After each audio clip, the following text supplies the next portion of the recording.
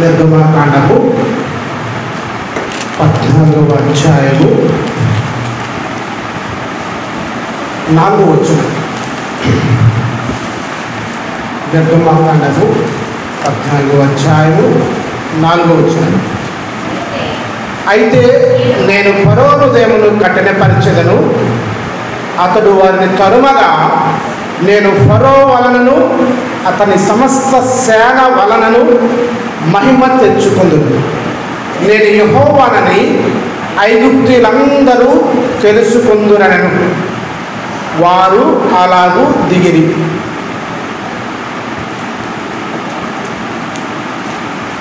పదిహేడవ వచనం కూర్చొని, ఇదిగో నేనే ఐగుప్తీయుల హృదయమును కఠినపరచుదును, వారు వీరిని తరుముదురు.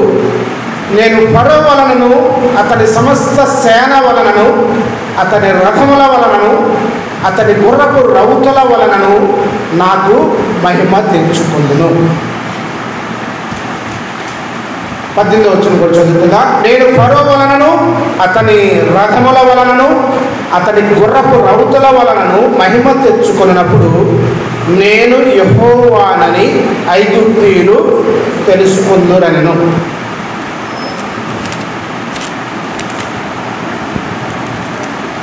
దేవుడు తన మహిమ కొరకు మొదటిగా యెషయా 43:7 చూసినట్టుగా మనల్ని నిర్మించింది ఆయన మహిమ కొరకు రాయబడింది. లోకములో అనేకమైన కార్యాలు దేవుడు చేస్తూ వస్తున్నాడు. అవన్నీ ఆయన మహిమ కొరకు. మనం చదువుకున్న భాగంలో ఈ భాగము ఎక్కడిది అని చూసుకుంటే మనకి ఎరుకైన భాగమే. ఇశ్రాయేలీయులను ఫరో పోనీయడు అని దేవుడే ముందుగా చెప్పాడు. అప్పుడే మోషేతో ఇంకొక మాట కూడా చెప్పాడు. ఫరో హృదయాన్ని నేనే కఠినపరుస్తాను, నా యొక్క నామాన్ని మహిమపరుచుకుంటాను అని చెప్పి ముందుగానే చెప్పి మోషేకు ఆ వాగ్దానం చేసిన తర్వాత మోషే అహరోనులు ఐగుప్తు దేశంలో ఇశ్రాయేలును విడిపించుటకు వెళ్ళారు. మనం ఈ సంగతిని ఆ క్రమక్రమంగా దాదాపుగా అద్భుత సూచక కార్యాలు ఎన్నో జరిగించాడు. వాటన్నిటిలో కూడా ఫరో తన్ను తాను కఠినపరుచుకున్నాడని మొదట రాయబడింది. ఆ తర్వాత ఫరో హృదయాన్ని దేవుడు కఠినపరుచుకున్నట్లుగా రాయబడింది. ఇంకా ముందుకెళ్తే ఇప్పుడు మనం చదువుకున్న భాగంలో ఫరోను తన సేవకులను కూడా దేవుడు వారి హృదయాన్ని కఠినపరిచినట్లుగా చూస్తున్నాం. ఆ భాగం కూడా మనం చదువుకుందాం.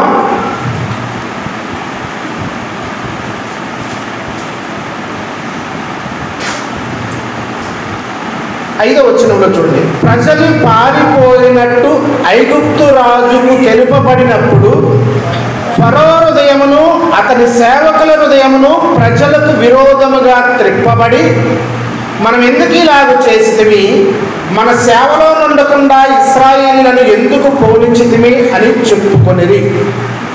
విషయం ఏంటంటే వారి హృదయము అంటే ఐగుప్తు రాజు ఫరో యొక్క హృదయము,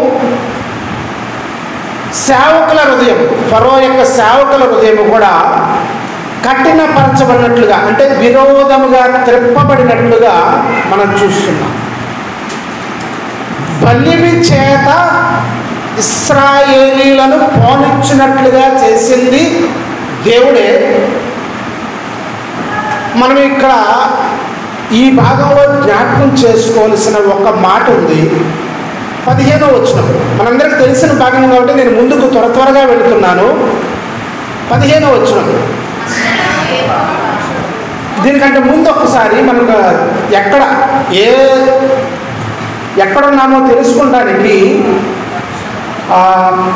12వ వచనం నుంచి నేను చదువుతున్నాను చూడండి. మా జోలికి రావద్దు, ఐగుప్తీయులకు దాసులు మగుదమని ఐగుప్తులో మేము నీతో చెప్పిన మాట ఇదే కదా. మేము ఈ అరణ్యమందు చచ్చుట కంటే ఐగుప్తీయులకు దాసుల మగుటయే మేలని చెప్పింది. అందుకు మోషే, భయపడకుడి, యెహోవా మీకు నేడు కలుగజేయు రక్షణను మీరు ఊరక నిలుచుండి చూడుడి. మీరు నేడు చూచిన ఐగుప్తీయులను ఇక మీదట మరి ఎన్నడూ చూడరు. యెహోవా మీ పక్షమున యుద్ధము చేయును, మీరు ఊరకయే ఉండవలనని ప్రజలతో చెప్పారు. ఈ భాగము ఐగుప్తీయులు చివరి ఆ క్రమంలో చివరిసారి తరుముతున్న ఆ సందర్భంలో ఇశ్రాయేలీయులు మోషే మీద సనిగి, నీకు ముందే చెప్పాను కదా, ఐగుప్తీయులకు దాసులు మగడమే మాకు మంచిదని, ఈ అరణ్యంలో చచ్చేదానికంటే అదే మాకు క్షేమము అని వారు తాము బలహీనపరుచుకుంటూ ఇంకా దాసత్వమే కోరుకుంటున్న సమయంలో మోషే ఏమాత్రము విసుగులేక దేవుణ్ణి బట్టి, ఆయన చేసిన వాగ్దానాన్ని బట్టి చెప్పబడిన మాట ఇప్పుడు మనం ఆఖరిలో చదువుకున్నాం. 11వ వచనంలో, అందుకు మోషే, భయపడకుడి, యెహోవా మీకు నేడు కలుగజేయు రక్షణను మీరు ఊరక నిలుచుండి చూడుడి. మీరు నేడు చూచిన ఐగుప్తీయులను ఇక మీదట మరి ఎన్నడూ చూడరు. యెహోవా మీ పక్షమున యుద్ధమును చేయును, మీరు ఊరకయే ఉండవలనని చెప్పి. ఆ తర్వాత 15వ వచనము ప్రారంభం చూడండి. అంతలో, ఇంకా వీళ్ళేమీ చేయలేదు, అంతలో యెహోవా మోషేతో, నీవేళ నాకు మొర్ర పెట్టుచున్నావు, సాగిపోవుడి అని ఇశ్రాయేలుతో చెప్పుము. నీవు నీ కర్రను ఎత్తి ఆ సముద్రము వైపు నీ చెయ్యి చాపి దాని పాయలుగా చేయుము. అప్పుడు ఇశ్రాయేలీయులు సముద్రము మధ్యన ఆరిన నేల మీద నడిచిపోదురు. చూడండి, దేవుడు తానే కలుగు చేసుకొని, నీవేళ నాకు మొర్ర పెట్టుచున్నావు, సాగిపోండి, ఇంకా కార్యము జరగకముందే సాగిపోండి. అంతేకాదు, నీవు నీ కర్ర ఎత్తి సముద్రం వైపు నీ చెయ్యి చాపి దాని పాయలుగా చేయుము. అప్పుడు ఇశ్రాయేలీయులు సముద్రం మధ్యన ఆరిన నేల మీద నడిచిపోదురు అన్నట్టు. నిజానికి స్వయాన్న దేవుడే చేయొచ్చు, ఎందుకంటే తరుముకొస్తున్న సంగతిని బట్టి ఆ సందర్భంలో వారు ఎటు ఆలోచన లేక మోషే మీద తిరుగుబడుతున్న ఆ సమయంలో వాళ్ళు ఇంకా మీద పడిపోతున్నారు, ఇంకా సమయం లేదు, సమీపించేశారు. వాళ్ళు ఎట్లా వస్తున్నారు? సైన్యము, రథాలు, సైన్యం మొత్తం కూడా ఉన్నట్టుగా ఈ అధ్యాయంలోనే ఉంది. రథాలన్నీ కూడా, ఇంకే రథం కూడా లేదు, అన్ని రథాలు కూడా వచ్చేసింది కనబడానికి. అంతగా వస్తున్న సైన్యాన్ని తప్పించుకోవడం సాధ్యం లేదు కాబట్టి వాళ్ళు సనిగి మోషేకి విరోధంగా లేచి మరెంతో కంగారులో ఉన్న స్థితిలో దేవుడే తానే స్వయంగా సముద్రమును 2 పాయలుగా చీలిస్తే వీళ్ళు వెళ్ళిపోవచ్చు.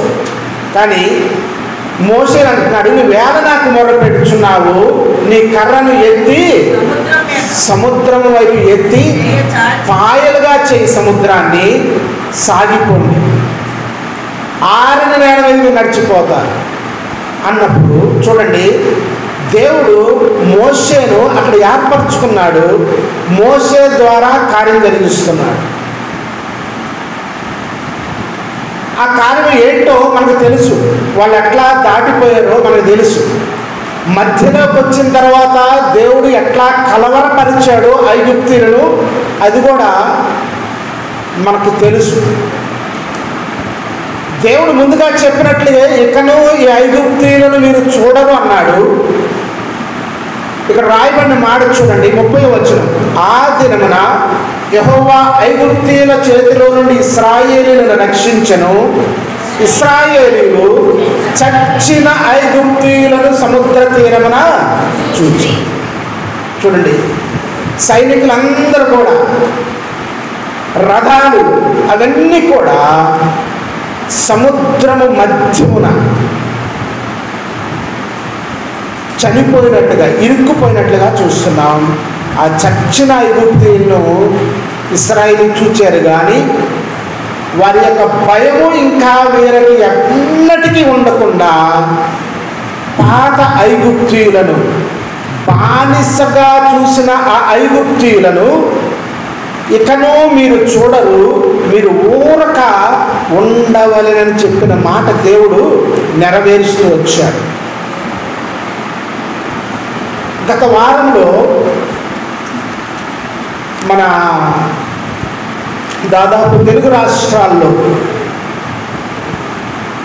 ప్రవీణ్ పగడాల అనే దేవుని దాసుడు తనకు జరిగిన స్థితి మనలో చాలామందికి తెలుసు, చాలామంది ఫాలో అవుతున్నారు. కొంతమందికి ఏమో ఆల్రెడీ ముందుగానే తెలుసుండొచ్చు ఆయన ఎవరో ఏంటి తెలుసుండొచ్చు. కొంతమందికి ఆయనతో అనుభవాలు ఉండొచ్చు. కొంతమంది ఇప్పుడు కాదు కానీ ఎప్పటి నుంచో ఫాలో అవుతూ ఉండొచ్చు. ఏది ఏమైనప్పటికీ దేవుడు తాను జరిగించగలడు,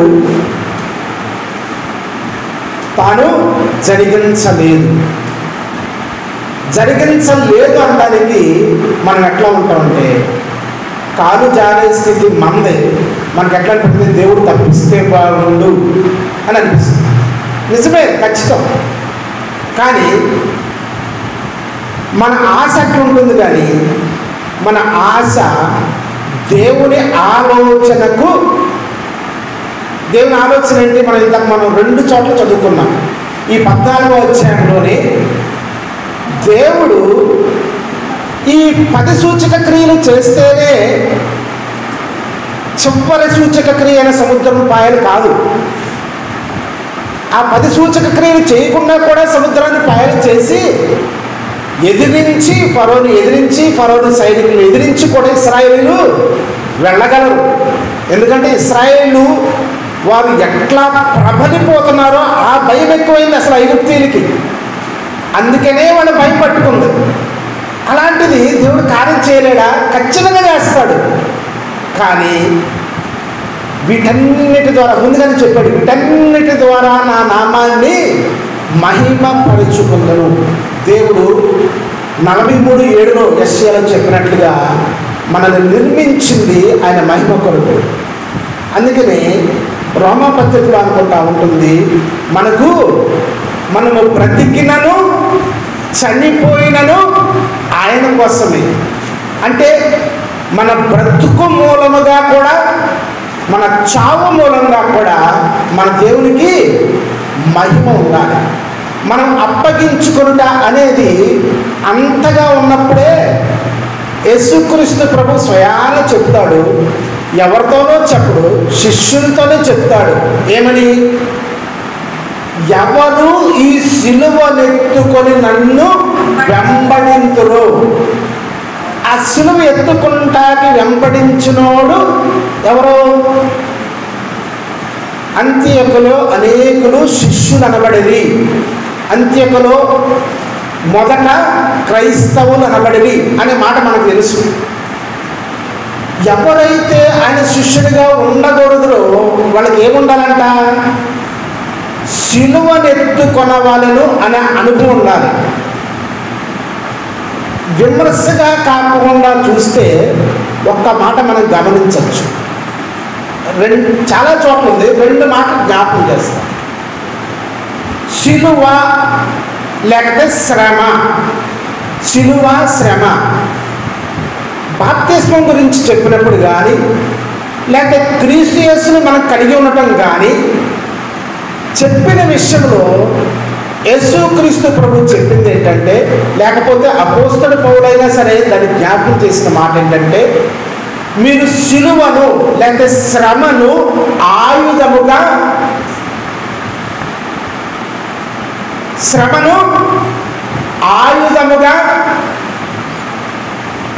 ధరించుకొనడి అన్నాడు. శ్రమను ఏం చేయాలంట అంటే ముందుగా మనం ఎవరైనా సిద్ధపడతామా?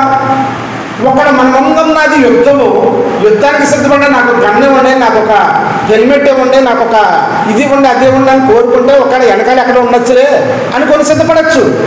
కానీ ఈ యుద్ధానికి ఏం కావాలంట? శ్రమనే ఆయుధముగా. అది ఆయుధమా మన దృష్టిలో? అది ఆయుధం కాదు. శ్రమ అంటే ఏంటంటే, నాకు ఒక రాజు గుర్తులేడు కానీ యుద్ధములో ఆ రాజు ఏం చేశాడంట, శిరస్త్రాణం కాకుండా దీన్ని ఏమంటారు, కవచాన్ని సైనికులు చేసిచ్చాడు. ఎలా చేసిచ్చాడంటే బాగా గమనించండి. ఆ రాజు యుద్ధములో సైనికుడు వెనుతిరగపోకుండా ఉండాలని చెప్పి కవచం ఓన్లీ ముందు భాగమే కవర్ చేసేటట్టుగా చేశాడు. అర్థమవుతుంది మీకు? వాడు పొర్రపాటున కానీ భయపడి వెనక్కి తిరిగితే వాడికి అవకాశం ఏముండదు, కవచం ఉండదు. ఖచ్చితంగా ఇక వాడికి తప్పించుకునే మార్గం. కాబట్టి వాడేంటి, వాడు ముందుకు వెళ్ళాల్సిందే, వేరే దారి. క్రీస్తు యేసులో సిలువ శ్రమ మనము ఆయుధంగా ధరించకపోతే ఈ జీవిత కాలం మట్టికే మనకున్నది నిరీక్షణ, తర్వాత పనిచేయదు మనకి. ఇంకొకటి ఏంటంటే, క్రీస్తు యేసుని ఈ బాప్తిసం గురించి మాట్లాడినప్పుడు మీరు క్రీస్తు యేసుని ధరించుకున్నవారు అంటే క్రీస్తు యేసునే మనం ధరించుకున్నాం. ఇప్పుడు ఇందాక మనం చదువుకున్న మాట, అంటే చదవలేదు కానీ జ్ఞాపకం చేయబడిన మాట, శ్రమను ఆయుధంగా ధరించుకోవడానికి అపోస్తలుడు పౌలు చెప్పిన మాట మనకెంతగానో ఆయన ముందే చెప్పాడు. నేను క్రీస్తుని పోలి నడుచుకున్న ప్రకారము మీరు నన్ను పోలి నడుచుకోండి.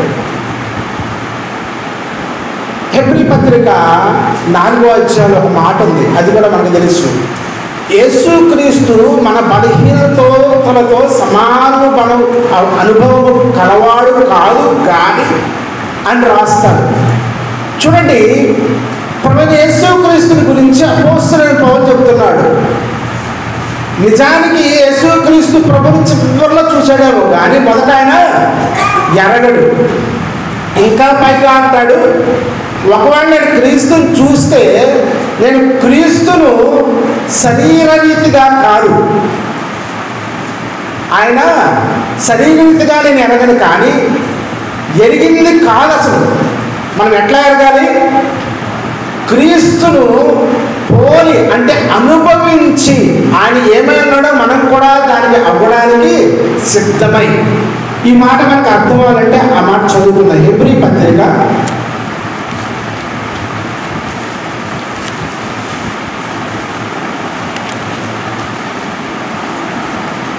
4వ అధ్యాయము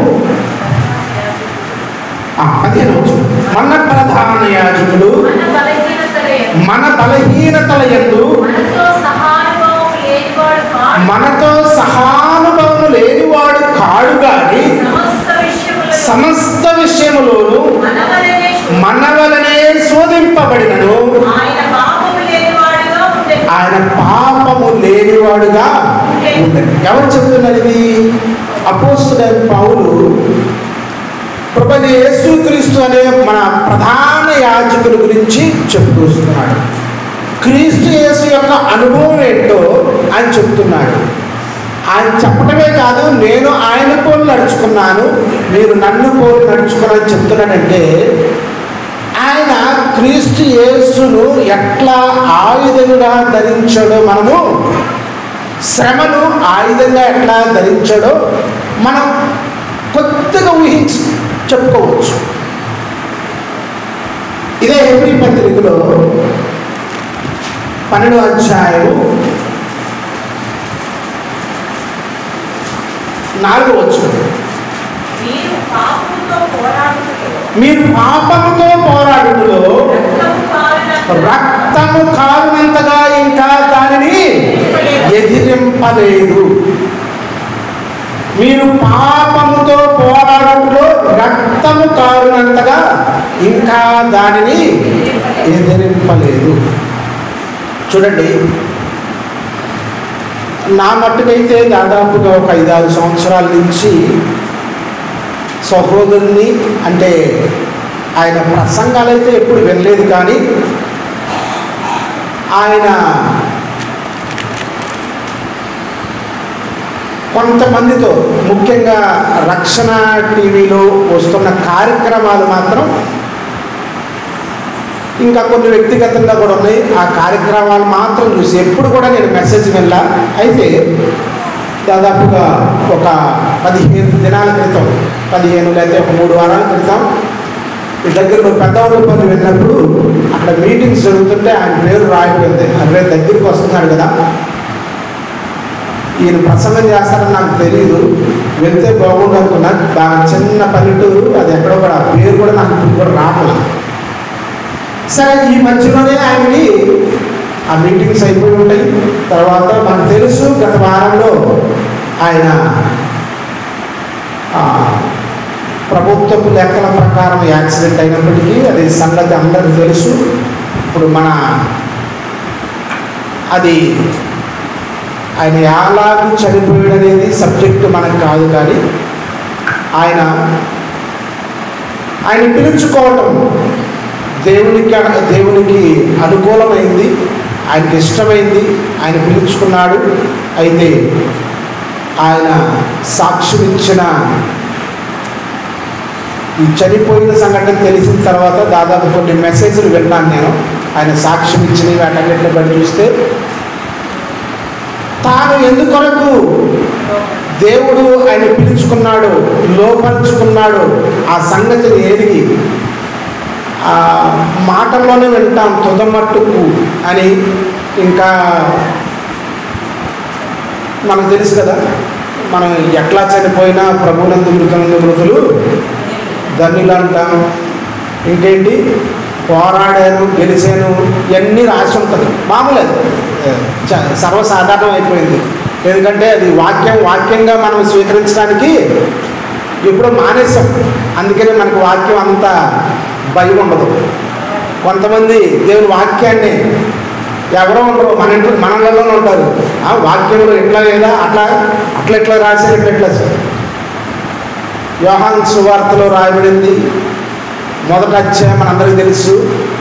ఆయన వాక్యమై ఉన్నాడు, ఆ వాక్యమే శరీరధారి అయి కృపా సత్య సంపన్నుగా. ఆ కృపే లేకపోతే ఈరోజు నేను ఇక్కడ చేరడానికి ఉండదు. ఇశ్రాయేలీయులు ఒక్కలే చేరడానికి ఉంది, వాళ్ళకి మాత్రమే వాగ్దానం ఉంది. ఆ యూదులు మాత్రమే స్వతంత్రించుకోవడానికి ఒక రాజ్యం అంటూ, నిరీక్షణ అంటుంది.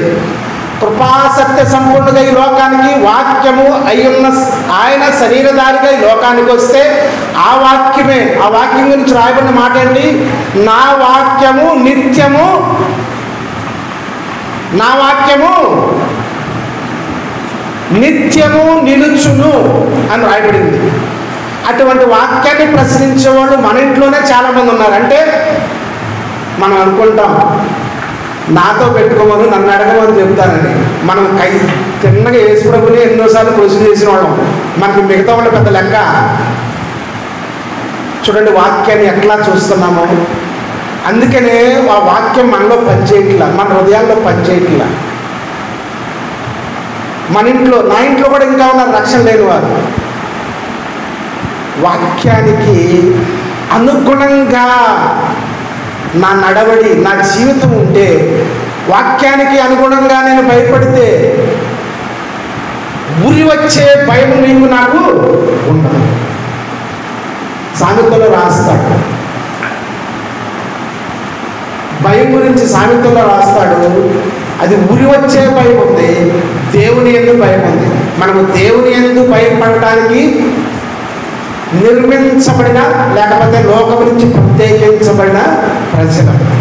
లోకంలో బయట వాళ్ళు ఎవరో దేవుని వాక్యం ఎరగని వారు, దేవుని వాక్యాన్ని భయం లేకుండా జీవించే జీవితాన్ని, వారి మాటలను మనం ఎరుగుదేమో, అది వారికి తగునేమో. కానీ వాక్యాన్ని ఇంకా నీవు ప్రశ్నిస్తుంటే ఒకవేళ శత్రువు ఈడ్చుకొని వెళ్ళిపోతాడేమో, చాలా జాగ్రత్తగా ఉండాలి.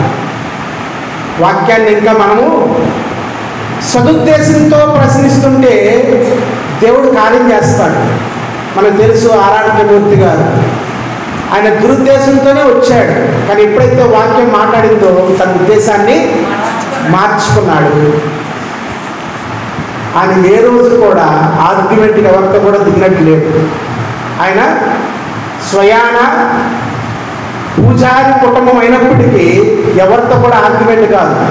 జస్ట్ ప్రభువుని ఏమైతే ఎరిగాడో అది మాత్రమే తెలియజేయడానికే ఆయన ఇప్పుడు ఇట్లా మైక్ పట్టుకున్నట్లు కానీ, లేకపోతే ఏదైనా రికార్డింగ్ కానీ, రేడియో వర్తమానం కానీ, దేనికైనా దిగింది దేనికి? ఆయన ఎరిగిన ప్రభువుని పరిచయం చేయడానికి. ఆయన ఏ వాక్యము చేత ఒప్పింపబడ్డాడు, ఏ వాక్యము ఆయనకి మార్గమైందో, మార్గము లేని ఆయన నాకు మార్గాన్ని ఇచ్చాడు కాబట్టి ఎంత సదవకాశాన్ని నేను పోగొట్టుకోలేని చెప్పి లోపడ్డాడు. ఆ మాట అనేకులు ప్రకటించాడు. ఈ దినం చూడండి, ఇందాక మనం అనుకున్నట్టు రాసుకుంటానికి మాత్రం ప్రభునందు మృతులు అందరూ ధన్యులైపోతున్నారు. నిజంగా ధన్యత ఏంటంటే మనందరికీ ఎవ్వరికి తెలియదు భాగ్యం. ప్రభు యేసు క్రీస్తునందు ఆయననే నీకు నాకు మార్గంగా చేసి ఈ నిజ జీవితంలో మనము జీవిస్తున్న ఈ జీవితంలోనే ఆయన ఎరిగి, ఆ చివరి నిమిషం కాదు, ఎవరు చివరి నిమిషంలో కూడా నీ రాజ్యంలో వచ్చినప్పుడు నన్ను జ్ఞాపకం చేసుకోను అన్నాడు. అప్పటికన్నా కలిగింది ఆ మనిషికి, ఎంత కరుడు కట్టినోడో, కానీ అప్పటికన్నా కలిగింది. కానీ మనకి ఇవ్వబడ్డ సమయం ఎక్కువ. ఒకవేళ దొంగకి చివరి సమయం ఒక్కటే ఇవ్వబడిందేమో, అంతకుముందు ఆయన ఎలాంటోడో ఎప్పుడు వాక్యం ఉన్నాడో మనకు తెలియదు. కానీ ఆ మార్గం అప్పుడు తెలిసింది. ఎప్పుడు? చివరి సమయంలో చూశాడు. ఏంటి ఈయన అర్హుడు కాదే, శిక్షకు అర్హుడు కాదే, మనమైతే శిక్ష అర్హులమే అని పక్క వాడిని కూడా ఒప్పించేంత, అంటే సువార్త కూడా ఒక్క నిమిషంలోనే అంత అయిపోయింది. ఆయన సిలువ వేయటం, ఆయన చనిపోకముందే తను ఒప్పింపబట్టం, తను పక్కనోడికి సువార్త చెప్పడం. మనం ఎన్నో దినాల నుంచి దేవుని వాక్యం వింటున్నాం. దేవుని వాక్యానికి మాత్రం ఇది నిజానికి నా ఉద్దేశం అయితే సిగ్గుపడాల్సిన విషయం కాదు, మిక్కిలి భయపడిన విషయం. మనం ఎంతటి నరకాన్ని, నిత్య నరకాన్ని తప్పించుకునే మార్గం కేవలం నీకే నాకే ఇచ్చాడు దేవుడు. దాన్ని కాదని ఇంకా మనము సమయం లేకపోతే శరీరం కొరకైన తాపత్రయంలో మనం ఉంటే, చూడండి, మీలో చాలామంది తెలియకపోవచ్చు, దాదాపు 2 సంవత్సరాల నుంచి మన ముందే ఒక ఇల్లు, షాపు. ఒక దినం ఆదివారమే, నాకు పరిచయం లేదు వాళ్ళు, ఆదివారమే గృహప్రవేశం పెట్టుకున్నారు ఎదురుకుండా ఈ ఇంటి వాళ్ళు. ఇంటింటికి వచ్చి పిలిచారంట. నేను ఇంటిగా లేను, సర్లే మళ్ళా వాళ్ళు మమ్మల్ని పిలుచుంటారు, వెళ్ళకపోతే వీడికి ఎంత గర్వం అనుకుంటారని చెప్పి ఆదివారం ఆరాధన అయిన తర్వాత 4-3:30 ప్రాంతంలో నేను కూడా వెళ్ళి వాళ్ళని కలిసి భోజనం చేశాను. అప్పటి నుంచి కొద్దిగానే ఒక సహవాసం, పెద్దగా పరిచయం లేదు. కానీ ఆ సహోదరుడు అప్పుడప్పుడు కనపడినప్పుడు మంచిగా పలకరిస్తాడు. దాదాపు 44 సంవత్సరాలు ఉంటాయి. అటుపోయిన వారం, కరెక్ట్గా అటుపోయిన వారం, మధ్యవారం కాబట్టి అంతకుముందు ఆదివారం ఆయన ఒక సమాధి కార్యక్రమంలో ఆఖరిలో కనపడ్డాడు. మంచిగా ఉన్నాడు, మంచిగా పలకరించాడు. నేను చూసుకోలేదు ఆయన్ని, మళ్ళీ ఆయనే పలకరించాడు. ఆయన పలకరింపు చాలా బాగుంటుంది. నేను ఇందాక చెప్పేటువంటి ప్రవీణ్ పగడాల ఆయన కూడా వినండి. ఆయన పలకరింపు కానీ ఎక్కడ దురుసు ఏమి చక్కగా దేవుని ప్రేమ చేత ఒప్పింపడానికే ఆయన మాట్లాడుకుంటాడు. సరే, ఈ సంగతి ఏంటంటే ఈ పేరు మనకి ప్రేమ కుమార్ అనే తెలుసు. అసలు ఆ సోదరుడి పేరు అర్జున్ సంథింగ్ ఏదో ఉంది. అయితే దాదాపు ఆదివారం కలిశాడు. మళ్ళా శుక్రవారమో గురువారమో తెలిసింది, గురువారం అనుకుంటా తెలిసింది బ్రదర్ హాస్పిటల్లో ఉన్నారు అని. హాస్పిటల్లో ఉన్నాడంటే ఏదన్నా కొద్దిగా సీరియస్ అయి ఉంటుంది అనుకున్నాను. కానీ వెంటిలేటర్ మీద ఉన్నాడని తెలిసింది. నేను ఆదివారం చూశాను, గురువారం ఈ వార్త విన్నాను. వెంటిలేటర్ 44 సంవత్సరాలు, మంచి శరీర దారుణ్యం కలిగిన వ్యక్తి. ఎప్పుడు నేను ఆయన్ని ఊహించలా. వెంటిలేటర్ మీద ఉన్నాడనే పాటికి ఆ దినం ప్రార్థించాం, మరుసటి దినం కూడా ప్రార్థించాం. ఉండబట్టలేక వీళ్ళు ఇక్కడ ఎవ్వరు లేరు ఇంటి దగ్గర, కనుక్కుందామని వాళ్ళ నెహ్రూపేటలో ఒక ఇల్లు ఉంటే ఆ ఇంటికి వెళ్ళి అడిగితే మాకెవరికి తెలియదండి, అలా దండం గార్డెన్లో ఉన్నారంటే అక్కడి నుంచే వచ్చామమ్మా అని చెప్పాము. కానీ తెలియదండి ఎట్లా ఉన్నాడో, మరి హాస్పిటల్లో ఉంటాడన్నారు. తెల్లారి వార్త రానే వచ్చింది.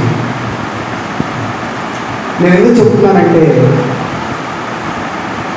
మనము కనబడటానికి ఉన్న ఆరోగ్యము శరీరరీతిగా నశించుకోవడానికే ఇంత క్షణాలు కేవలం దినాలు పడుతుంటే ఆత్మ నటించచ్చేమో, ఇక్కడ నుంచున్న నేను కూడా నటించచ్చేమో, భక్తుల్లాగా ఇంకొకలాగా ఎంతో నడుస్తున్న వాళ్ళలాగా. కానీ దేవుడు వేషధారాన్ని ఆయన సహించాడు. శరీరమే ఆరోగ్యంగా ఉన్న ఆయనే 4 రోజుల్లో, అసలు నిజానికి తర్వాత తెలిసింది ఆయన 3 రోజుల క్రితమే చనిపోయాడంట. హాస్పిటల్లో కేవలం వాళ్ళు మేనేజ్ చేసుకోవడానికి 3 రోజులు ఇంకా ఉంచుకున్నారు బిల్లు కోసం. అంటే నేను చూచిన 4 దినాలకి ఆయన ప్రాణాపాయ స్థితిలో ఉండి ఆ వెళ్ళిన రోజు చనిపోయాడు. తర్వాత రోజు నుంచి ఆయన వాళ్ళు వెంటిలేటర్ పెట్టి నడిపించారు. చూడండి, శరీరరీతిగా అంత మంచిగా కనబడిన ఆయనే కేవలం 4 రోజుల్లోనే తను సజీవుడిగా లేడనే సంగతి తెలిసింది. ఆత్మలో మనం నటిస్తే నిజమైన ఆ ఆత్మరక్షణ మనం పొందుకోగలమా? ఎవరిని మనం మొదలు పెట్టడానికి? ఒక నా కొడుకు నన్ను చూచి, నా కూతురు నన్ను చూచి, నా భార్య నన్ను చూచి రక్షణ పొందాలని చెప్పి కేవలం వాళ్ళ కొరకు నేనేదో భక్తిగా నటిస్తుంటే అది నిజమైన స్వార్థ అవుద్దా? దేవుని భయము మనకు నేర్పడానికి దేవుడు ఎన్నో కార్యాలు చేస్తున్నాడు. అలాంటి దాంట్లోనే ఒకవేళ మీరు ఆయన ముందుగానే ఎదిగి ఉంటే ప్రవీణ పగడాలని ఇప్పటికే మీ హృదయంలో కార్యం ప్రారంభించున్నాడు దేవుడు మహిమ కొరకే. ఎందుకంటే నీవు రక్షించబడిన దేవుని ఉద్దేశం. నువ్వు ఇట్లా వచ్చిపోతూ నేను మొన్న మధ్య విన్నాం, ఎప్పటి నుంచి ప్రారంభంలోంచి ఉన్నవాళ్ళం అండి. ఏంటి మనం విమర్శించుకుంటాక ఆ మాట అది, దానివల్ల ప్రయోజనం ఏంటి? ఆత్మరక్షణ లేకపోతే ప్రారంభంలో ఉండడం కాదు, ఈ చర్చే నాకైతే నాకు లాభం ఏంటి? రక్షణే నాకు లేకపోతే ఇంతమంది కదా, ఇంకా ఈరోజు తక్కువ మంది వచ్చారేమో, మనకు 150 మంది దాకా వస్తారు భోజనాల రోజు. 150 మంది ఉన్న చర్చ నాది అయితే నాకేంటి ప్రయోజనం? నాకు రక్షణ, నేను నరకానికే పోవాలి. ఎంతకాలం మనం వచ్చిపోతాం? ప్రారంభ దినాలు ఇంకా తెలిస్తే దాన్ని వేరే రూపంగా ఉపయోగించుకుంటాను. నేను కొన్ని ఎరుగుదును. ప్రారంభ దినాల్లో ఇక్కడ మీటింగ్స్ జరుగుతున్నాయి. ఉదాహరణకు ఒక మాట చెప్తున్నా, ఇక్కడ మీటింగ్స్ జరుగుతూ ఉన్నాయి. అప్పుడు ఇది కట్టబడలేదు, తాటేకి అనుకుంటా, నేను కూడా పుట్టలేదు అనుకుంటా. అప్పటికి విన్నాను, మీటింగ్ జరుగుతుండే అప్పవాది మధ్యలో ఒకరిని లేపాడు. మళ్ళీ ఎవరో కాదు, ఇంకో పాస్టర్ గారు అబ్బాయే. లేచి వెళ్ళి మీటింగ్ ముగించే లోపు చెట్టుకి ఉరేసుకుని ఉన్నాడు. పక్కన చెట్టుకే, మళ్ళీ ఎక్కడో చెట్టు కాదు. మనం వచ్చి పోవటం కాదండి. దేవుడు ఎంత ప్రయాస, ఎంత మనోవేదన కలిగి మనకు వాక్యాన్ని ప్రేమతో హెచ్చరిస్తూ కూడా ఆయన ఇస్తున్నాడండి. ఒక పాట ఉందండి, అది కొద్దిగా ఇంగ్లీష్లో ఉంది కానీ తెలుగులో అంత తర్జుమా చేయలేదనుకుంటా. అది చిన్న బిడ్డల మధ్య పాడే పాట నిజానికి. అది సండే స్కూల్ టీచర్ సాంగ్ అనాలి దాన్ని. నాకు నిజంగా ఆ పాట బాగా ఆకట్టుకుంది. ఫస్ట్ పల్లవే బాగా చాలా బాగుంటుంది. దాంట్లో ఏముందంటే జాగ్రత్త,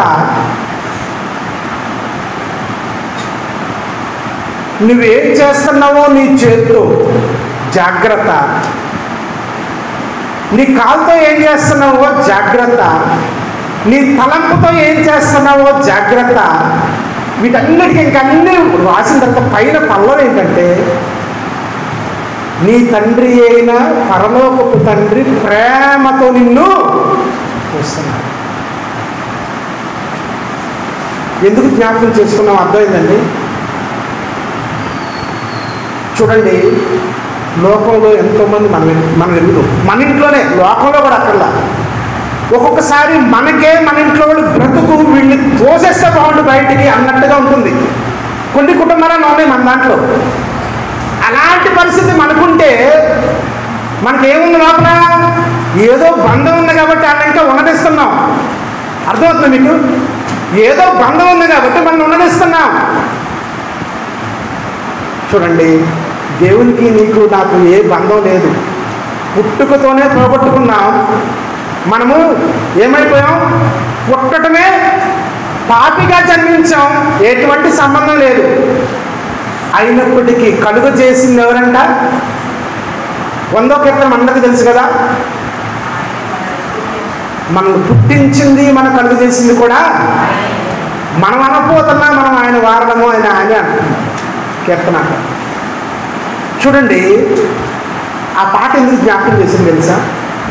ఒకవేళ మన ఇంట్లో ఆ పరిస్థితి తట్టుకోలేక, తాగుబోతూ ఆ చేస్తున్న పరిస్థితి తట్టుకోలేక మనము ఒకరోజు గడేసి ఉంచుతామేమో, కానీ మన మనసు ఆగదు, లోపల పిలుస్తాం. కానీ ఏంటి, ఏముంది లోపల? ఏదో బంధం, పేరు బంధం, ఏదో బంధం ఉంది. చూడండి, సర్వశక్తిమంతుడు ఆయన, సృష్టికర్త. ఆయన ప్రేమతో కానీ నీవు నేను చేస్తున్న చేష్ట చూడకపోతే నీవు నేను ఎక్కడ? ఇంకో రోజు కావాలా మనకి ఇంకో రోజు ఇవ్వాలా దేవుడు? చూడండి,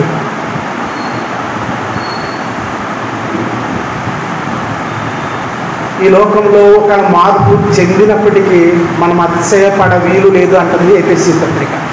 అపోస్తలుడైన పౌలు అంటున్నాడు, ఒకవేళ మనలో ఏదన్నా కొద్ది మార్పు ఉందనుకోండి, ఆ మార్పుని బట్టి మనం అతిశయపడటానికి వీలు. ఎందుకంటే కృప. ఇందాక అనుకున్నాం కదా.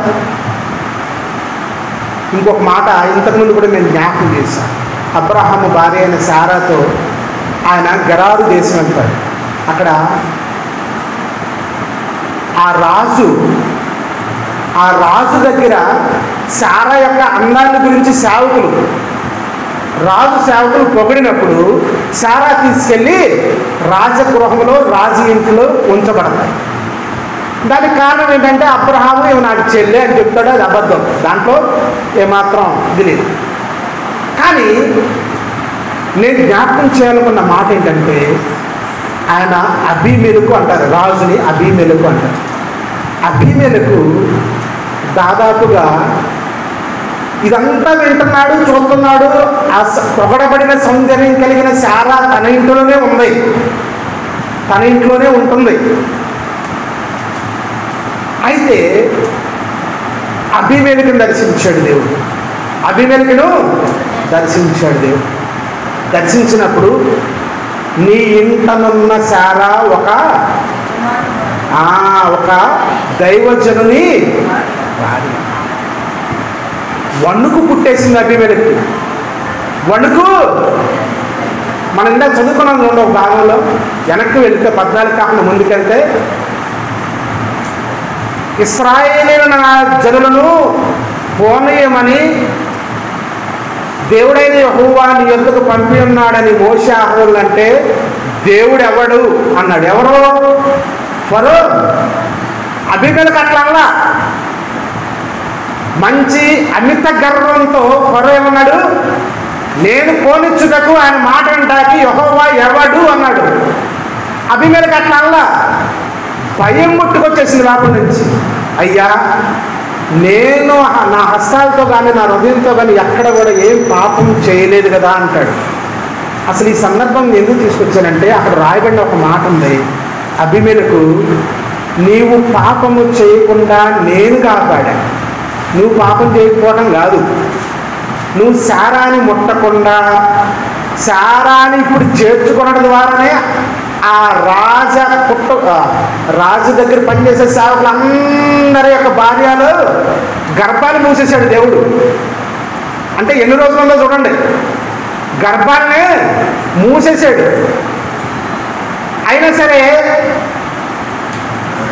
అబీమెలెకుతో దేవుడు ఏమంటున్నాడు? నీవు కాదు శారాన్ని ముట్టింది, నిన్ను ముట్టకుండా పాపము చేయకుండా నేను చేశా అంటాడు. అంటే ఇప్పుడు చూడండి, ఒకవేళ నీలో నాలో ఏదన్నా కొద్దిగా నీతి అనేది ఉంటే అది ఎవరి వలన అంటే కేవలము కృప వలననే. మనందరికీ ఇన్ని మంచి ప్రోత్సాహం పురుగొల్పే మాటలు రాసిన అపోస్తలుడైన పౌలన్న మాట ఏంటి? నేనేమై ఉన్నానో అది దేవుని కృప వలన అయి ఉన్నాను అంటాడు, నా వలన కాదు అని. ఇంకా పైగా మనకలాంటి వాడికి ఏం చెప్తున్నాడు? తాను నిలుచున్నానని అనుకున్నవాడు తాను పడిపోకుండా జాగ్రత్తగా. అది ఎన్ని ఉదాహరణలు అండి, ఇశ్రాయేలు చరిత్ర నుంచే కానీ ఇంకే చరిత్ర అన్నా కానీ ఎన్ని ఉదాహరణలు తీసి మనకు బోధిస్తే మనకి వాక్యం చదవడానికి, వాక్యం తీసుకురావడానికి, మోసుకురావడానికి కూడా అది బాధ, అవమానం. మన బంధం ఎట్లా అండి? రోడ్డు మీద ఏదన్నా నాకు ఎవరైనా మంచిగా ఎంజాయ్ చేసేవాడు కనిపిస్తే, తాగుబోతాడు కనిపించినా సరే పలకరిస్తాం, వాడు పలకరించినా సరే. ఎక్కడన్నా మీటింగ్, వేరే మీటింగ్ అంటే కూడా ఏమో మాకు సంబంధించిందండి వెళ్ళాలి, వెళ్ళకపోతే అట్లా ఈ లోకంలో ఉంటున్నాం కదా. దేవుని ఇంటికి మాత్రం నాగాలు ఉంటాయి. ఏంటంటే పలానా చోట, పలానా ఊరెళ్ళేవండి, పలానా పనండి. ఎవరి కొరకండి మనం చేరొచ్చేది? ఒకటి నిజం, మనం చేరి వచ్చేది ఆయన ఆరాధించడానికి, దాంట్లో ఏమాత్రం డౌట్ లేదు. కానీ ఆయన నీకు ఏమై ఉన్నాడని మనం ఆరాధిస్తాం. మనకి ఏం కాలేదే కాబట్టే మనం ఎప్పుడు కాలితే అప్పుడు వస్తున్నాం, కూదిరినప్పుడు వస్తున్నాం, లేకపోతే ఏంటి. పోయిన వారం వాక్యం కొంతమంది కన్నా జ్ఞాపకం అంటే ఉండకపోకుండా జ్ఞాపకం చేస్తే దాని యొక్క లోతులు తర్వాత గ్రహించండి. పిలువబడ్డవారు ఎవరు కూడా పాత్రులు కాదు. వచ్చినోడు కూడా ఏంటంట వస్త్రం, పెళ్లి వస్త్రం లేకుండా వచ్చింది. చూడండి, ఆ రాజుకంట ఎంత కోపం వచ్చింది. ఏంటి మళ్ళా రెండోసారి కూడా పంపించాడు సేవకుల్ని ఇచ్చి, వెళ్ళిరండి పాపం మంచిగా తీసుకురండి అని. అప్పటికి రాకపోతే ఆయనకి అప్పుడు మిగిలిన కోపం వచ్చింది. చూడండి, ఒక పెండ్లి విందుకు రాకపోతేనే అంత ఇదంటే దేవుని యొక్క దృష్టి మనకు అక్కడ అర్థమవుతుంది.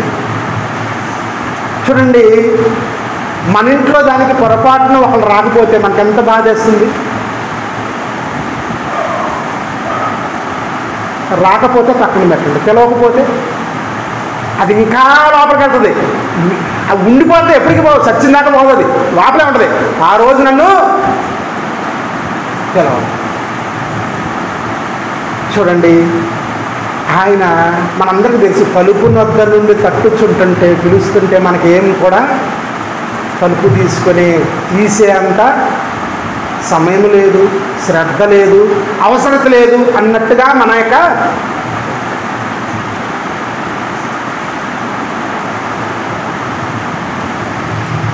చూడండి, దేవుడు ఆయన అంటున్న మాట మనం రెండుసార్లు చూడకుండానే అనుకున్నాం, కానీ అది చదువుకుందాం. 43:7 యెషయా గ్రంథము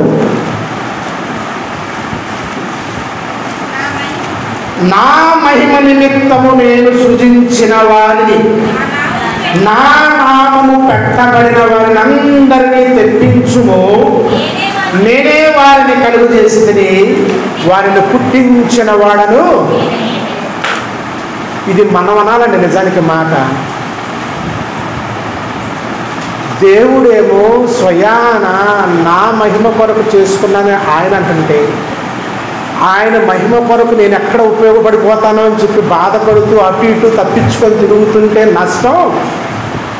దేవుడు మహిమ నీ ద్వారా పొందకపోతే ఇంకా ఎంతోమంది ద్వారా పొందుతాడు. చివరికి ఎట్లా పొందుతున్నాడు దేవుడు?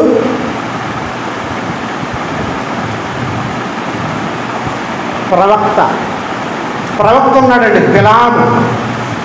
రాత్రి ప్రార్థన ఆన్లైన్లో అదే మన గ్రూప్లో పెట్టే ఉంటారు, వినండి.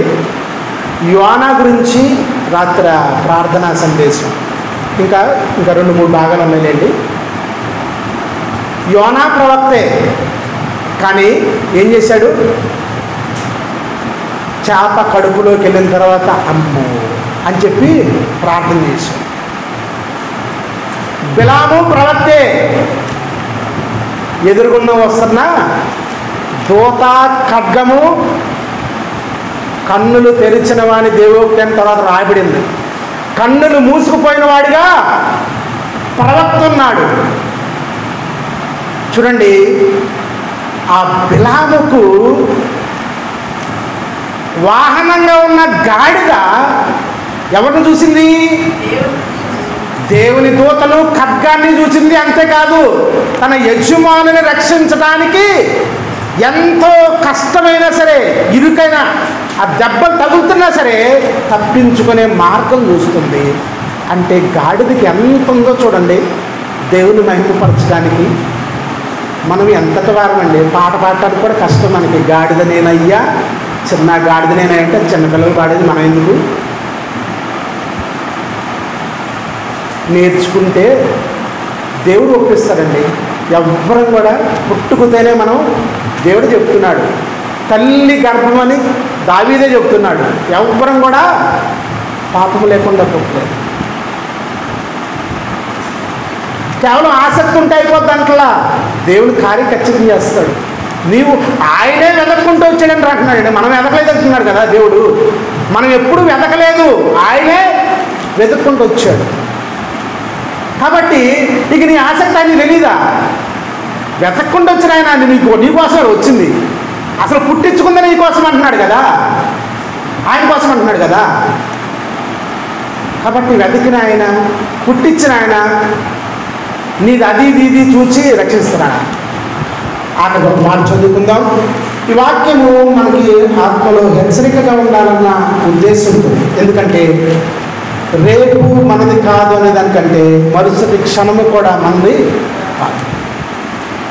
ఎందుకంటే దేవుడు ఎంతో సమయాన్ని ఇచ్చాడు మనకి. ఆ పేతురు పత్రికలో ఆ సమయాన్ని ఏమంటాడంటే దీర్ఘశాంతం వహించాడు. ఎవరి విషయంలో? పై కనబడుతున్నాను, మంచి కనబడుతున్నాను, మంచి దైవభక్తి కలిగిన వాడిగా కనపడుతున్నాను కాబట్టి నా విషయంలో ఆయన ఏం దీర్ఘశాంతం అక్కర్లేదు అనుకుంటాక లేదు. పాపం చేయాలంటే యోసేపు కాబట్టి చేయలేదంటే ఛాన్స్ పోగొట్టుకుంటాడా యవనస్తుడు? దానియేలు కాబట్టి అయితే అయిందనుకొని కిటికీలు తెరిచి ప్రార్థన చేశాడు.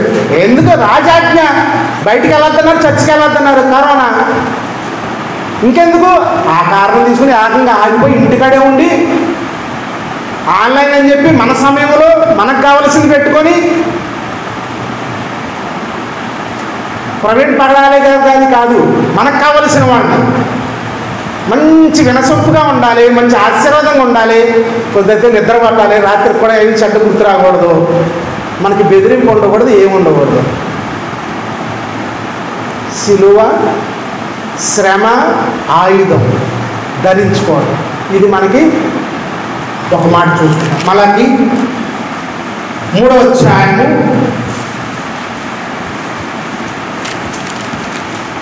సమయం ఎక్కువైంది, మనం చివరి 6వ వచనం చదువుకుంటాం. యెహోవానైన నేను మార్పు లేని వాడను కనుక యాకోబు సంతతి వారైన మీరు లయము కాలేదు. ఈ భాగం ఇంకా పైన చదువుకున్న తర్వాత ఈ వాక్యాన్ని మరొక మారు ధ్యానించుకుందాం. నేను మార్పు లేని వాడను గనుక యాకోబు సంతతి వారైన మీరు. దేవుడు, పరిశుద్ధాత్మ దేవుడు ఎంత అర్థవంతంగా వాక్యం రాస్తాడో చూడండి. పైనేమో ఇశ్రాయేల్ అంటాడు, కిందకు వచ్చేమో యాకోబు అంటాడు ఒక చోట.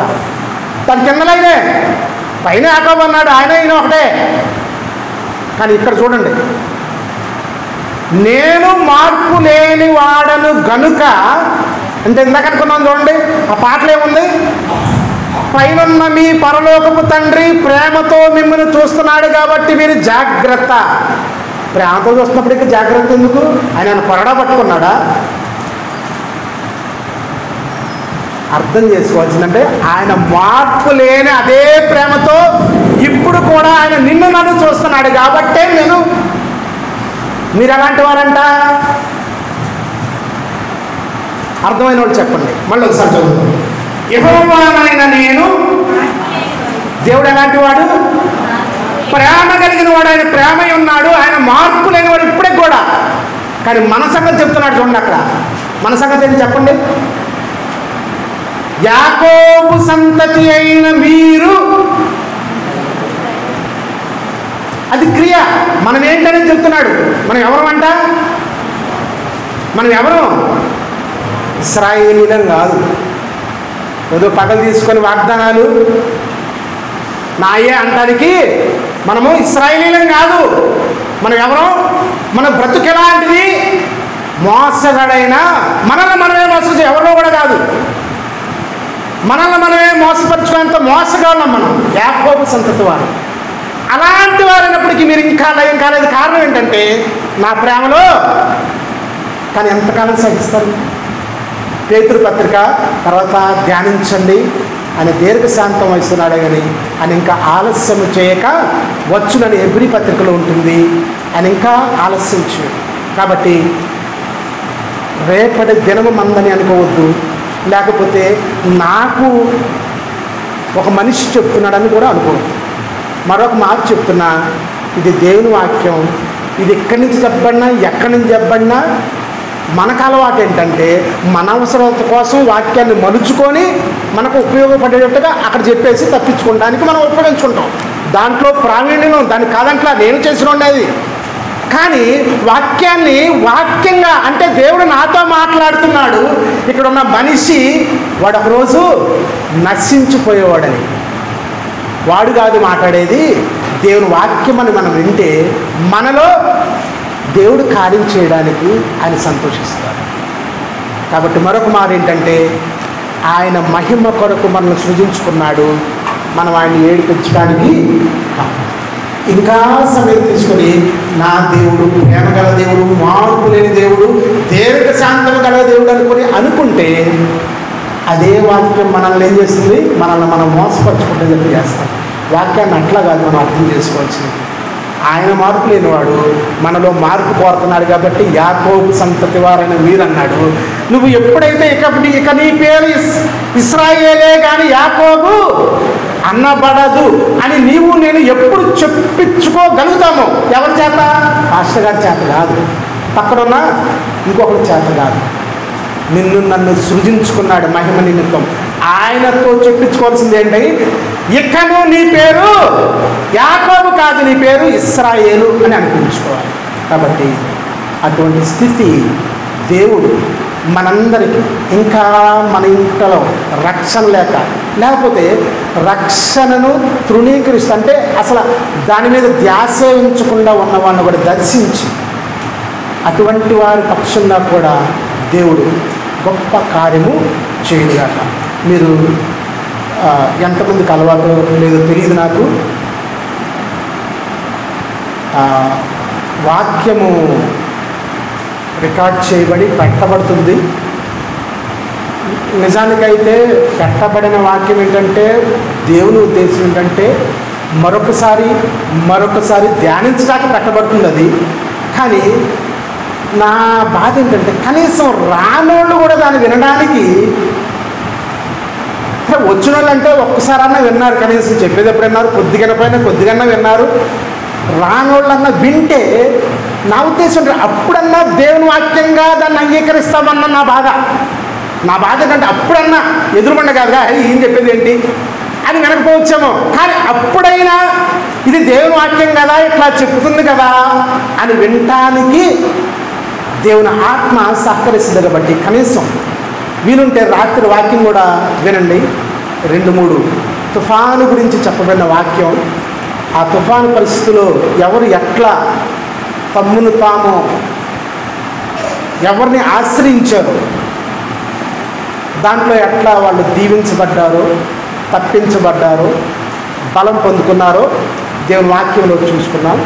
కాబట్టి ఇదే కాదు, ప్రతి వాక్యాన్ని మనము వేరే వాక్యాలు వినొద్దని నేను చెప్పను, కానీ దేవుని వాక్యంలోనే ఎంతో జాగ్రత్తగా రాసింది. మీరు ఏమి వినుచున్నారో జాగ్రత్త అని ఉంది. మీరు ఏమి వినుచున్నారో జాగ్రత్త. పేరుకేంటి? మన ఒక ఆయన వాక్యం ఒక షార్ట్స్ పెట్టాడు దాంట్లో, ఫట్ అన్నీ కొట్టాడు. దానికి ముందో వెనకాల ఎక్కడో వాక్యం ఉంటుంది, ఆ వాక్యం మాత్రం చెప్పలే. వాక్యం చేత కానీ మనం ఎవరి చేత కూడా దేన్ని ఎవరిని ఒప్పించలేదు. వాక్యం ఏం చేస్తుందంటే మా వాక్యం 2 వాక్యం పట్టుకుంటే మన పాపం పట్టుకుంటాం. మనం ఈ 2 ఏం చేస్తాయి? పట్టుకుంటాం. వాక్యం పట్టుకుంటే మంచిది, పాపం పట్టుకుంటే ఎక్కడ తీసుకెళ్ళద్ది? వాక్యం పట్టుకుంటాం. కాబట్టి వాక్యాన్ని కనీసం చారనే ఉండి, ఉదయానికి చారనే ఉండి, వీలైతే రికార్డ్ చేయబండి. మనకి ఖాళీ సమయం ఉండదు, ఎందుకంటే దొంగిలించడానికి బోల్డంత ఉంది. మన సమయాన్ని దొంగిలించడానికి లోకంలో బోల్డంత ఉంది. మన సొంత పనే ఉండొచ్చు, కానీ మనందరికీ తెలుసు సెల్ ఫోన్ ఓపెన్ చేసి ఏదన్నా షార్ట్స్ ఓపెన్ చేయంటారు, వరుసగా టపా నాన్ స్టాప్ అనమాట. వచ్చింది మళ్ళీ రాదు అంటే నీ ఓపిక, కానీ దానికి లిమిట్ లేదు. అంత సమయాన్ని దొంగిలించే సెల్ ఫోన్లు ఉన్నాయి, ఇంకా అనేకమైనవి ఉన్నాయి. కాబట్టి సమయం మనకు కావాలంటే రాదండి, మనమే దాన్ని ప్రత్యేకించి కనీసం మనం పనిచేస్తున్నప్పుడు పక్కన పెట్టుకునన్నా ఆ వాక్యం వినడానికి ప్రయత్నం చేయండి. అట్లన్నా ఏమో ఒకవేళ మన హృదయంలో మన కుటుంబంలో ఉన్న రక్షణ లేని వ్యక్తిని గురించిన భారము దేవుని దగ్గరికి చేరలేదేమో. విన్నారా ఈ మాట ఇంతకుముందు? ఏంటి? సుధమాను గూర్చిన మొర దేవుని యొద్ద, మీరు తెలుసు అయినా సరే కొంతమంది చెప్పట్లా. సుధమాను గూర్చిన మొర దేవుని యొద్ద ఏమైంది? గొప్పదైపోయింది. దేని గురించిన మొర? పుట్టి సుధమా కదండి, చాలా ఉన్నాయి. దేవుని దగ్గరికి చేరిన మొరలు బోల్డ్ ఉన్నాయి. కాబట్టి అట్లాగైనా నా మొర చాలలేదేమో దేవుని దగ్గర చేరడానికి. నా ఇంట్లో రక్షించలేని వారి గురించి ఏదో బాధపడుతున్నట్టుగా ఉన్నాను, కానీ ఆ బాధ ఇంకా చాలలేదేమో, ఇంకా భారము కలగలేదేమో. భారం కలిగితే ఏమొస్తుందండి? ఏమోనండి, నా ఇంట్లో అయితే నేను అనుకుంటున్నా, నేను ఎప్పటి నుంచో అనుకుంటున్నా, ఇప్పుడు కాదు, దేవుడు గొప్ప కార్యం చేస్తే దేవుడి బిడ్డలతో సంతోషించాలని ఉంది. పెళ్ళిళ్ళు వాటికి కాదు సంతోషించాల్సిన ఏంటి? పెళ్ళికి మనకు ఉన్నదాన్ని బట్టి ఆడంబరంగా చేయొచ్చు, చెప్పడానికి ఎన్నో ఉన్నాయి. సామెతలో ఒక మాట ఉంది, ధనవంతులుగా చెప్పుకొని ధనహీనులు ఉన్నారు, ధనహీనులని చెప్పుకొని ధనవంతులు ఉన్నారంట. ఎక్కడో చూడక్కల మన దగ్గరే ఉంటుంది. ఏంటి? నేను విమర్శించడానికి చెప్పట్లేదు, దేవుడు చూస్తున్నాడు. 2 కాసులు వేసింది ఆమె, తన జీవనాన్ని అంతా వేసిందంట. యేసుప్రభు అక్కడ కూర్చోవటం ఏంటి, అది చూడటం ఏంటి, ఆ వచ్చిన అందరికీ చెప్పటం ఏంటి? కాబట్టి ఆలోచించండి, మనము మన ఇంటిలో దేనికి ఖర్చు చేయగలుగుతున్నాం? దేవుని ఇంటికి మాత్రం ధనహీనులుగా, అంటే మా దగ్గరికి పేదోళ్ళు మేము ఎవ్వరికి భారం మించి ఉండకూడదని అపోస్తలుడైన పౌలు చెప్తున్నాడు. ఎవ్వరు కూడా భారంకి మించి తీసుకురావని చెప్పట్లేదు. కానీ నేను సంపాదించిన దాంట్లో నా దేవుని ఉంది అన్న సంగతి గుర్తెరగాలి. నేను సంపాదించడానికి కారణం నా దేవుడని ఎరగాలి. కాబట్టి దేవుడు ఈ కొద్ది మాటలు దేవుని ఆత్మ ద్వారా మనందరిలో ఫలించేదిగా.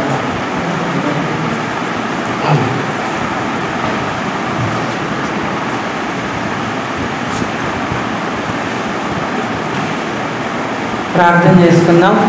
దయగా అందరూ తల నుంచి సమయం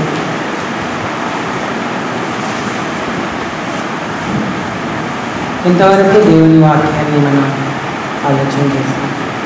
మనస్కరిద్దాం. రక్షణ లేకపోతే ఇప్పుడే ప్రభువుని అంగీకరించేది నీకు కాదు. గనులు గొప్పవారు ఎంతోమంది మనకంటే విలువైన వారు, సౌందర్యం గలవారు మట్టిగా అప్పగించబడుతున్నారు. దేవుడు నీకు ఒక అవకాశం ఇచ్చాడు. పశ్చాత్తాపడి ఆయన మహిమ కొరకు ఆయన అంగీకరించే దగ్గర. ఒకవేళ రక్షించబడి ఉంటే నీవు దినదినము హృదయాన్ని కఠినపరుచుకోకు. ఫరో కఠినపరుచుకున్నాడు, అతని సేవకులు కఠినపరుచుకున్నాడు. మెత్తని హృదయంతో ఉండు, ఆయన నిన్ను ఆశీర్వదిస్తాడు. వాక్యము నిత్యము నిలుస్తుంది. వాక్యం ఆధారం చేసుకొని జీవించు. దేవుని దేవుని పొందుతాడు. చెప్పబడిన వాక్యం మన వెనుకల్లో నెరవేరినట్లుగా ఒక ఇద్దరు క్లుప్తంగా వాక్య ఫలింపు కొరకు ప్రార్థించారు.